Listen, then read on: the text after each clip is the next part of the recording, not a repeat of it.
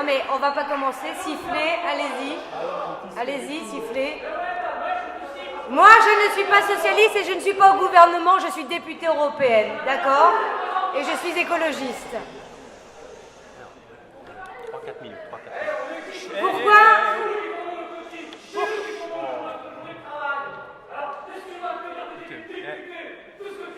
Attendez, sur la question... Écoutez, on est là pour... On est dans une mobilisation unitaire. On est dans une mobilisation unitaire, monsieur. Je vais vous dire pourquoi je suis là, justement, parce que c'est ça votre question. Parce que moi, je suis écologiste, oui, mais je ne fais pas partie de ce gouvernement, je suis députée européenne, je ne suis pas ministre, je suis désolée. Parce qu'il y a un mot d'ordre derrière cette réforme des retraites. C'est que nos vies, elles ne constituent pas à juste travailler. Et le problème, il est là. Moi qui viens de l'Europe, la Commission européenne a fait un cadeau à la France. Elle a dit, vous ne savez pas réduire votre déficit, on vous donne 2 ans de plus pour arriver à ces 3% de PIB. Sauf qu'entre-temps, la copine d'Attaque l'a redit très bien, elle a dit, il faut des réformes structurelles. Derrière ces réformes structurelles, justement, nous au Parlement européen, comme avec le Front de gauche, et notamment les communistes, on se bat pour que cette Commission européenne prenne plus de poids qu'elle n'en est. Parce qu'elle ne fait que des recommandations, la Commission européenne. On n'est pas obligé, notamment, de suivre les recommandations. Et dans ces recommandations, qu'est-ce qu'elle dit, la Commission européenne? Eh bien, elle dit une chose très simple. Elle dit qu'il faut tendre de plus en plus par des régimes par capitalisation. Elle dit, de toute manière, l'espérance de vie augmente, eh bien, il faut travailler plus longtemps. Alors, je le dis très bien, très calmement aujourd'hui, si le gouvernement n'a pas su renégocier le TSCG, nous, on doit être là pour dire, il est grand temps de dire non aux propositions néolibérales de la Commission. Si le gouvernement ne sait pas le faire, nous, citoyens européens, on doit être mobilisés pour dire non aux propositions de la Commission. Ça, c'est la première mobilisation. La deuxième chose, c'est, et le copain de la CGT l'a très bien dit, oui, il nous faut une réforme des retraites. Pas celle qui nous est présentée. Mais il nous faut une vraie réforme de retraite. Pourquoi? Parce que la réforme actuelle, elle ne règle pas les problèmes de fond. C'est quoi les problèmes de fond? Est-ce qu'on va régler la pauvreté, notamment des retraités? Comment aujourd'hui, dans la 5e puissance mondiale, la France n'est pas capable d'avoir et de donner une vie décente aux retraités? Aujourd'hui, la moyenne des retraités, c'est 700 €.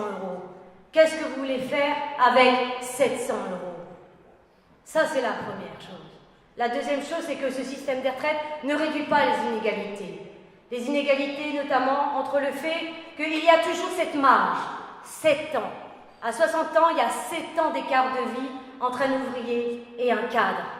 Cette réforme, elle ne règle rien sur le fond.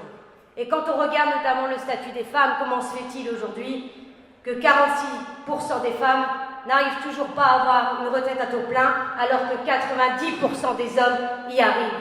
Alors, en 2 minutes, je vais très rapidement. Alors, tout à l'heure, on a parlé des jeunes. Mais dans la réforme qui nous est présentée, on oublie tous ces stagiaires. 1,2 million de stagiaires en France qui, aujourd'hui, travaillent, qui sont rémunérés avec des clopinettes. On leur dit quoi dans cette réforme? Si vous ne gagnez pas plus de 436 €, vous ne pouvez pas commencer à cotiser. Ça, c'est important que vous le sachiez. Ensuite, une autre chose. Et vous l'avez rappelé par le rachat notamment des trimestres pour les jeunes. Là, il y a 2 arnaques. Pourquoi je dis il y a 2 arnaques? Parce que les jeunes, ils rentrent de plus en plus tard dans le marché du travail. C'est 26 ans. Mais là, on leur dit qu'il faut qu'ils rachètent avant 30 ans. Avant 30 ans. Et pour pouvoir acheter un trimestre, il faut mettre sur la table 2 000 €. Qui, des jeunes aujourd'hui de moins de 30 ans, a 2 000 € pour justement acheter des trimestres? Et c'est là où on fait une compétition entre la jeunesse dorée qui a de l'argent et qui pourra avoir une retraite à taux plein, et toute la précarité de cette jeunesse qui ne va accumuler que les difficultés. Alors, en 2 minutes, bien sûr, on ne peut pas tout dire. Mais moi, je voudrais surtout insister sur l'escroquerie qu'on est en train de nous vendre. L'escroquerie, c'est quoi? Il faut tordre le cou à dire « notre espérance de vie augmente, donc il faut travailler plus longtemps ». C'est faux. Oui, on vit plus longtemps, mais en moins bonne santé. Quand vous regardez les troubles musculo-squelettiques, quand vous regardez notamment toutes les maladies professionnelles dans les conditions de travail, Combien vont à la retraite et ils sont cassés? La retraite, c'est aussi pour prendre du temps avec les siens, pour vivre de manière digne. Et cette escroquerie qu'on nous vend, il faut lui tordre le cou tout de suite. La deuxième chose, c'est, vous l'avez dit, le syndicaliste de la CGT, c'est que cette question de retraite, on n'y arrivera pas si on ne met pas en place la question du chômage. Quand allons-nous travailler sur la question du chômage de masse? Pourquoi on ne revient pas sur la question de la réduction du temps de travail maintenant? Pourquoi parallèlement on parle de dignité du travail alors que combien sont les travailleurs pauvres? Pourquoi ne nous battons pas non plus pour un revenu de base comme on essaie de le faire au niveau du Parlement européen? Et ensuite il y a le financement. Alors ça c'est la grande blague aussi, le financement. On ne pourra pas travailler la réforme des retraites si on n'a pas une vraie réforme fiscale dans ce pays. Et quand je parle de la réforme fiscale, il est grand temps de dire non aux paradis fiscaux qui dorment dans notre pays et ça rapporte quoi? 90 milliards d'euros. De l'argent, il y en a. Maintenant, il faut un peu de la volonté politique. Il faut réveiller ce gouvernement et la mobilisation citoyenne, elle doit se faire entendre. Merci.